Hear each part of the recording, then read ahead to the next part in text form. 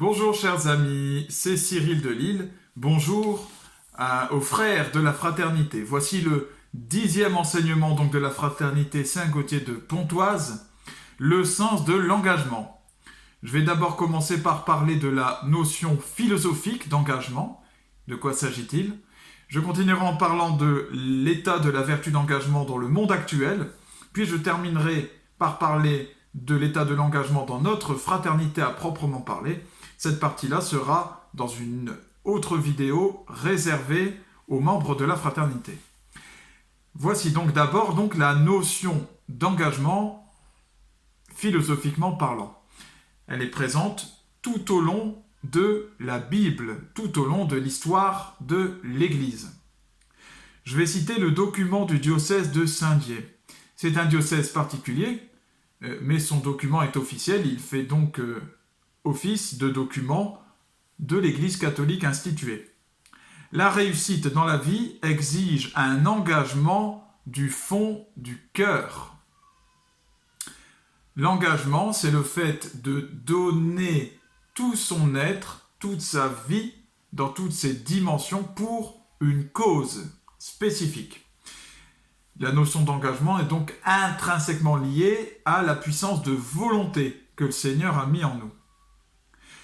Je cite encore, une vie réussie, une vie chrétienne juste exige davantage qu'une contribution, bien que chaque contribution soit précieuse. Quelle est la différence entre la contribution et l'engagement? Eh bien, la contribution est épisodique, elle est temporelle, mais en tout cas, elle dure un instant, tandis que l'engagement implique en lui la notion de fidélité. S'engager, normalement, transcende aussi le temps. Nous donnons toutes nos forces toujours pour une cause. Bien. Le philosophe catholique Jean Ladrière écrit « La conduite d'engagement est un type d'attitude consistant à assumer pleinement et activement une situation, un état de choses, une entreprise, une action en cours. » La conduite d'engagement s'oppose donc à certaines attitudes, à celle du retrait, c'est-à-dire au fait de se retirer de l'action en cours, de l'entreprise, de ce que j'ai cité. Elle s'oppose à l'attitude d'indifférence, on n'est pas concerné. Elle s'oppose à l'attitude de non-participation. Elle doit bien entendu se traduire par des actes, mais en tant que conduite, elle ne s'identifie à aucun acte en particulier. Elle est plutôt un style d'existence, une façon de se rapporter aux événements, aux autres et à soi-même. Autrement dit, elle incorpore toutes les dimensions de notre vie. Elle se traduit par des actes, mais elle n'est contenue par aucun acte plus que par un autre. Elle est contenue donc par une disposition intérieure, un style d'existence. Je continue. Le message chrétien a été décisif pour faire comprendre à l'humanité que les peuples tendent à s'unir parce qu'ils s'orientent librement vers la coopération. Cette coopération, tous ensemble pour l'avènement du royaume de Dieu sur terre, implique donc l'engagement. Il faut que nous utilisions nos forces pour que ce royaume se mette en place. Nous devons être conscients d'être des membres actifs de la même famille humaine universelle. Et le rôle de l'Église sur terre, c'est celui de donner cette conscience-là au monde. Je cite l'Évangile selon Matthieu, chapitre 6, verset 33. « Cherchez d'abord le royaume de Dieu et sa justice, et le reste vous sera donné. » De quelle justice s'agit-il? C'est de chercher d'abord la gloire de Dieu. Et cette recherche, elle est modelée sur l'exemple qui est donné par Jésus-Christ. sur le service et l'action de Jésus-Christ. Nul intérêt particulier ne peut être tenu comme point de départ absolu et point d'arrivée absolu de quoi que ce soit pour celui qui a en lui la vertu d'engagement. C'est-à-dire que le fait de s'engager relativise tous nos intérêts particuliers, comme point de départ d'une action ou comme but d'une action. L'Évangile selon saint Matthieu, au chapitre 22, au verset 37, dit « Tu aimeras le Seigneur ton Dieu de tout ton cœur, de toute ton âme et de toute ta pensée. » Donc on ne dit pas mais bon, si tu ne te sens pas bien, bon, ne le fais pas de tout ton cœur, de toute ton âme. Si tu es dans un moment difficile ou si tu as envie d'économiser tes forces pour faire ci ou pour faire ça, bon, ne loue pas trop, quoi. Ne donne pas trop tes forces, ton âme, ta pensée, non. C'est sans condition. Ce conseil, cet ordre évangélique, fait écho à Luc, chapitre 10, verset 27, et donc qui dit exactement la même chose. Et dans le Deutéronome, chapitre 6, verset 5, qui dit « Tu aimeras l'Éternel, ton Dieu », donc là on ne dit pas le Seigneur, mais l'Éternel, c'est l'Ancien Testament, évidemment. L'Ancien Testament est en lien avec l'image du Père, et le Père c'est l'Éternel. Le Fils est le Verbe, et le Saint-Esprit est l'amour. Bref. « Tu aimeras l'Éternel, ton Dieu, de tout ton cœur, de toute ton âme, et de toute... » Là où c'était pensé avant, là, c'est de toute ta force. Voilà pour ce qu'il en est de la vertu d'engagement. Et donc, comme je le disais, elle incorpore en elle la notion de fidélité, c'est-à-dire qu'elle doit être tenue dans le temps, jusqu'à la fin, donc, de la chose qui est à assumer. Par exemple, la situation, l'état de vie, l'entreprise en cours, l'action. Maintenant, voyons ce qu'il en est de la vertu d'engagement aujourd'hui dans notre monde. Et là, ça pique. La notion d'engagement, la fidélité qui lui est conjointe, vivent actuellement une crise majeure dans le monde. Dans l'Église, vous le savez probablement, on parle de la crise des vocations. Parce qu'aujourd'hui, il y a très peu de candidats au sacerdoce et donc de moins en moins d'ordination et de prêtres qui arrivent dans l'Église. Donc il y a plus de prêtres qui partent que de prêtres qui arrivent. Tout comme aujourd'hui, on a plus de personnes âgées que de jeunes, parce qu'il y a de moins en moins de naissances. Ben justement, c'est complètement lié.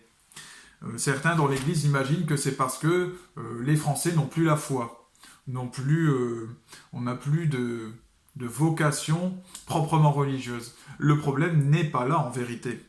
Selon moi, en fait, je crois que c'est un problème lié au refus d'engagement. Et pourquoi est-ce que je dis ça ? Parce que la crise des vocations, c'est pas seulement la crise des vocations religieuses en vérité, c'est aussi la crise de la vocation au mariage. Le mariage a suivi la même courbe descendante que les ordinations et les vocations religieuses en général. Voilà donc que je crois tout à fait que en fait, cette crise est liée à un refus, à la peur de l'engagement. On recherche aujourd'hui avant tout le confort, l'absence de contrariété. Voilà, je ne suis pas venu pour souffrir, on connaît tous cette phrase devenue un mème, mais en fait elle dit beaucoup, cette phrase, elle dit beaucoup de notre époque. Or l'engagement, il n'est pas toujours confortable, il peut être contrariant. Nous en sommes à un point où des jeunes gens quittent leur travail sans rien dire, en arrêtant tout simplement de venir travailler, sans prévenir les supérieurs, sans prévenir qui que ce soit, sans daigner la peine, sans prendre la peine de daigner appeler quelqu'un. Ça s'appelle le ghosting, le fait de faire le fantôme d'un coup. Ou alors on quitte son partenaire amoureux, en l'ignorant subitement. Voilà, de la même façon, sans plus daigner lui répondre. En vérité, là, on a vraiment le contraire de ce qu'on appelle l'engagement. Et là, c'est aussi la vertu de responsabilité qui en prend un coup. La responsabilité, ça serait au minima d'assumer pleinement le fait de ne plus vouloir s'engager et de le dire en face, d'aller voir les gens et d'en assumer les conséquences, que ce soit au travail ou dans une relation amoureuse. Or là, non. On a même vu très récemment des hommes emmener leurs femmes en virée, donc ça c'est apparemment dans certains pays comme les États-Unis, c'est à la mode. Donc ils les emmènent en virée dans une montagne, dans des dunes, dans un désert, des endroits comme ça, assez spacieux, assez lointains, et leur bandent les yeux en leur promettant une surprise, et puis en vérité, ben, pendant que leurs femmes ont les yeux bandés, ils s'en vont. Voilà, ils les laissent là, ils les perdent. Et puis ils repartent en voiture tout seuls, en les abandonnant. Voilà, la classe à l'anglaise. On ne veut plus d'enfants non plus. C'est pas un secret. Le niveau est historiquement bas. On a atteint, d'après la dernière info que j'ai eue là-dessus, c'était le niveau de 1918. Donc, c'est de record en record. C'est pas mal. La cause que nous avons, qui est donnée, ben, c'est oui, mais bon, on a peur de l'avenir. Regardez les guerres. À quoi ça sert de faire des enfants si c'est pour leur donner un monde pareil? Il n'y a pas assez à manger pour tout le monde, soi-disant. Hein. On a peur du dérèglement climatique. Puis la nourriture, elle est ultra polluée, elle est cancérigène. Il y a la crise économique. Bon, bref. Alors, soit, ce qui est étonnant là-dedans, juste, je fais une petite parenthèse, c'est que si l'on considère que cette vie ne vaut pas la peine d'être vécue pour des enfants, et qu'il ne faut pas faire d'enfants, alors il faut aller au bout de la logique et puis il faut mettre fin à sa vie. Parce que ça veut dire que cette vie ne vaut pas la peine d'être vécue pour nous-mêmes. En vérité, bien entendu, ceux qui ne font pas d'enfants, bah, ils continuent à vivre leur propre vie, et même à se faire plaisir, à utiliser leur argent pour se faire plaisir, pour continuer à s'acheter ce qui leur plaît, etc. Donc en fait, c'est plus souvent lié en vérité au fait de vouloir continuer à vivre comme un éternel adolescent sans jamais s'engager pleinement, justement, et vivre les frustrations qui vont avec. Mais en tout cas, c'est motivé par c'est expliqué par toutes les causes que j'ai données. Alors, soit on ne s'engage plus du tout, soit on s'engage à l'excès sans assumer. Ça, c'est bizarre, c'est une autre forme de l'absence d'engagement. C'est quand on veut quand même garder la bonne estime des gens autour de soi. On ne veut pas que les gens se rendent compte qu'on est lâche. Alors, bon, on dit oui à tout, et oui à tout le monde. Mais évidemment, on ne peut pas s'engager partout, puisqu'on donne tout son être dans un engagement. Je vais donner un exemple. Je suis allé dans une école, en tant que chanteur, une école de musique, et il y avait donc avec nous, nous faisions partie de groupes pour répéter des morceaux, les jouer sur scène, et il y avait avec nous des guitaristes, des bassistes, des batteurs, etc., plein de types de musiciens. Et certains faisaient partie de plusieurs groupes. Voilà, au moment où ils suivaient leurs études, donc non seulement il y avait les études que nous suivions ensemble, mais en plus ils faisaient partie de 3, 4, 5, 6 groupes. 6 groupes de musique en même temps. Et le directeur nous avait dit, écoutez, si vous voulez réussir quelque chose dans ce métier, bannissez cette attitude. Ne faites pas ça. Parce que quand on s'engage partout, on s'engage nulle part. Faites partie de 2 groupes maximum. Il nous disait 3, c'est vraiment une limite extrême, 3. Mais en fait, dans chaque groupe, vous devez être capable de vous rendre à chaque répétition avec tout le reste du groupe, de faire partie des concerts, de vous d'investir votre argent aussi, si vous avez un instrument de musique, pour ce groupe-là. Et puis peut-être de composer des morceaux si vous faites des compositions, etc. À partir du moment où on agit comme ça, eh ben, on ne peut pas faire partie d'une multiplicité de groupes. Et donc pour ceux qui faisaient ça, évidemment, en fait, ils faisaient partie de 5-6 groupes, mais ils s'engageaient nulle part. Ils allaient de temps en temps un peu voir l'un, de temps en temps un peu voir l'autre, une répétition par-ci, une répétition par-là, et puis à la fin, je fais partie de rien en fait. Et est-ce que ce problème-là peut toucher les chrétiens? Bien entendu. Bien entendu, des chrétiens peuvent s'engager dans un nombre excessif de mouvements, de groupes.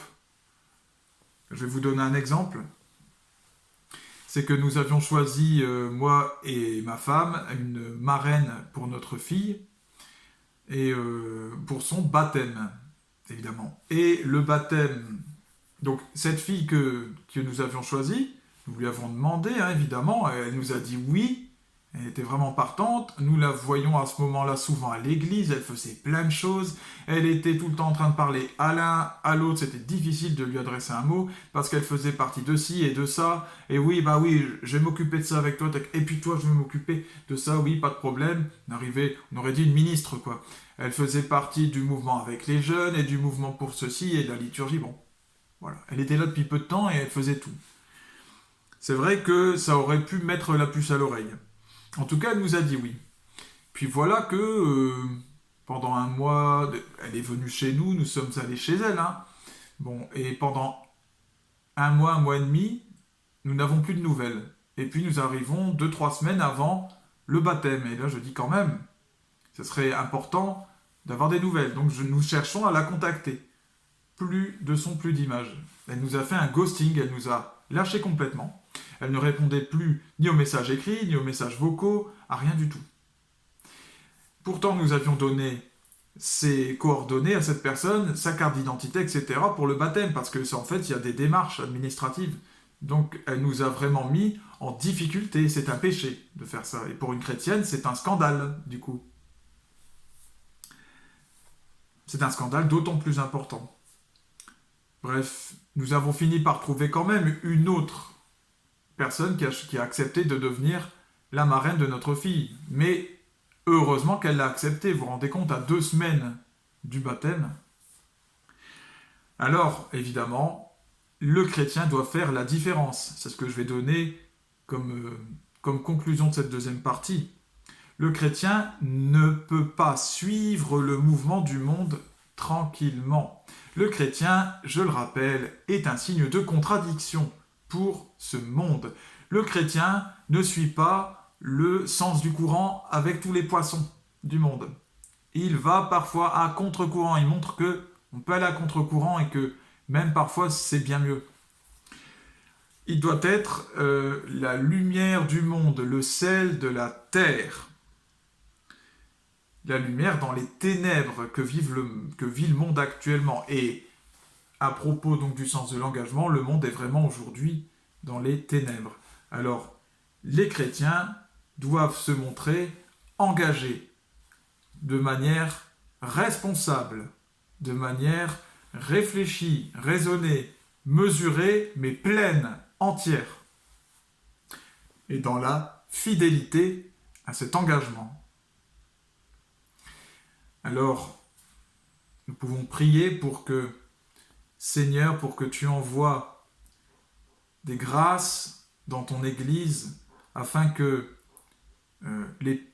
tous les jeunes qui arrivent en masse actuellement dans l'Église, il y a beaucoup de baptêmes, il y a beaucoup de retours au sacrement, eh bien qu'ils soient investis du sens de l'engagement, qu'ils soient investis de la fidélité à cet engagement, et qu'ils soient capables, qu'ils aient la force de se tenir droit face au monde, face au spectacle contraire, face aux ordres, aux injonctions aussi contraires que le monde peut donner. Et qu'ils soient ainsi pour ce monde une lumière, un sel qui donne du goût, qui redonne une direction à ce monde qui ne sait plus à quel saint se vouer. À l'heure en plus où les grands pécheurs, les grands chefs d'État qui créent la mort, qui font la guerre et qui ont plaisir à le faire, qui le font avec une espèce de joie, eh bien, se réclament en plus de Dieu et de la religion. Alors vraiment que les chrétiens osent aller à l'encontre du monde, se montrent engagés, fidèles, particulièrement bien sûr, en premier lieu à leur baptême. Et puis qu'ensuite, ils sachent choisir un engagement, parce que l'Église reconnaît une vie engagée comme fidèle à Dieu, que ce soit dans le mariage ou que ce soit dans la consacration. Je cherchais le mot qui correspondait à la fois aux hommes et aux femmes, la consacration. La vie consacrée des sœurs, l'ordination des hommes, ou la vie consacrée en tant que frère, que moine. Eh bien, Seigneur, que chacun fasse un choix et que nous soyons engagés. Amen. Je reviens donc pour la fraternité avec la suite. À bientôt les amis, Dieu vous bénisse.